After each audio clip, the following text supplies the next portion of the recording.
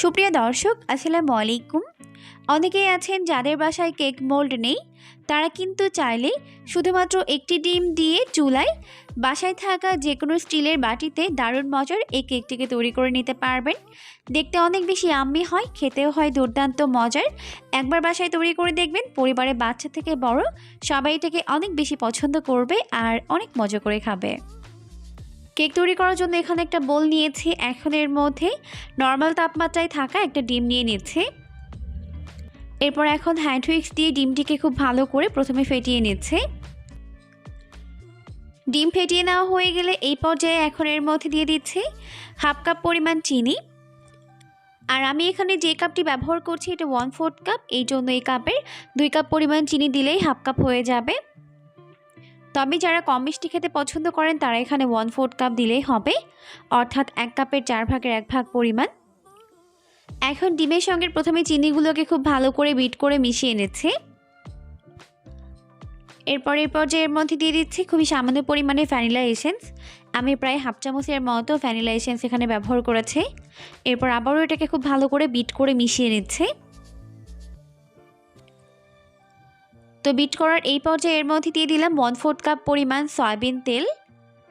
এরপর আবারও এটাকে বিট করে মিশিয়ে নিচ্ছে। এখন সমস্ত উপকরণগুলো একত্রে খুব ভালো করে বিট করে মিশিয়ে নেওয়া হয়ে গেছে। এখন আমি এখানে শুকনো উপকরণগুলোকে অ্যাড করে নিব। তো এখানে একটি চালনি নিয়েছি, এর মধ্যে এখন দিয়ে দিচ্ছি হাফ কাপ পরিমাণ ময়দা, চিমটি পরিমাণে লবণ, 1 চামচ পরিমাণ বেকিং পাউডার আর 4 টেবিল চামচ পরিমাণ দিয়ে দিলাম গুঁড়া দুধ। এখন এইগুলোকে প্রথমে খুব ভালো করে চেলে নিচ্ছে। চেলে নেওয়া হয়ে গেলে অবশিষ্ট অংশগুলোকে ফেলে দিচ্ছে। এরপর একটি হ্যান্ড হুইক্সের সাহায্যে এইভাবে এক পাশ থেকে ঘুরিয়ে ঘুরিয়ে আলতোভাবে এটাকে মিশিয়ে নিতে হবে। তো খুব ভালো করে মিশিয়ে নিয়েছি। এখন আমাদের কেকের ব্যাটার রেডি। আজকের কেকটিকে আমি বেক করব চুলায় স্টিলের বাটির মধ্যে। তাই এখানে একটি স্টিলের বাটি নিয়েছি আর এর মধ্যে খুবই সামান্য পরিমাণ সয়াবিন তেল দিয়ে এটাকে ভালোভাবে ব্রাশ করে চারপাশে লাগিয়ে দিচ্ছে। এতে করে কেকটি মোল্ড আউট করতে সুবিধা হবে। এরপর এর মধ্যে কেকের ব্যাটার দিয়ে দিচ্ছে।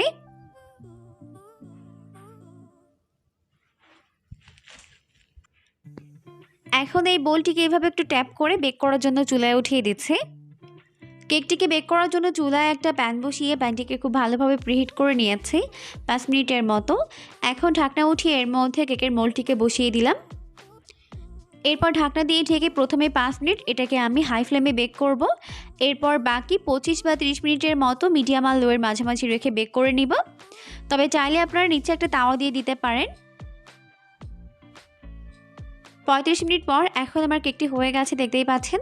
আর আমার কেকটি বেক হতে টোটালি 35 মিনিটের মতো সময় লেগেছে। এখন আমি এটাকে চুলা থেকে নামিয়ে নিচ্ছি।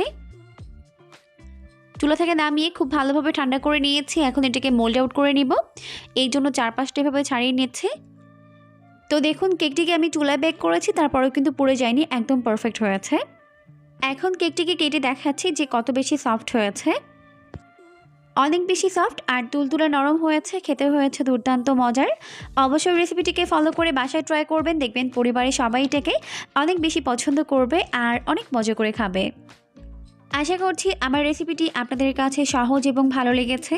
এরকমই সমস্ত নতুন রেসিপি প্রতিদিন পেতে চ্যানেলটিকে সাবস্ক্রাইব করতে কিন্তু একদমই ভুলবেন না। পরবর্তী ভিডিও দেখার আমন্ত্রণ জানিয়ে আজকের মতো বিদায় নিচ্ছি। সবাই অনেক বেশি ভালো থাকবেন। আল্লাহ হাফেজ।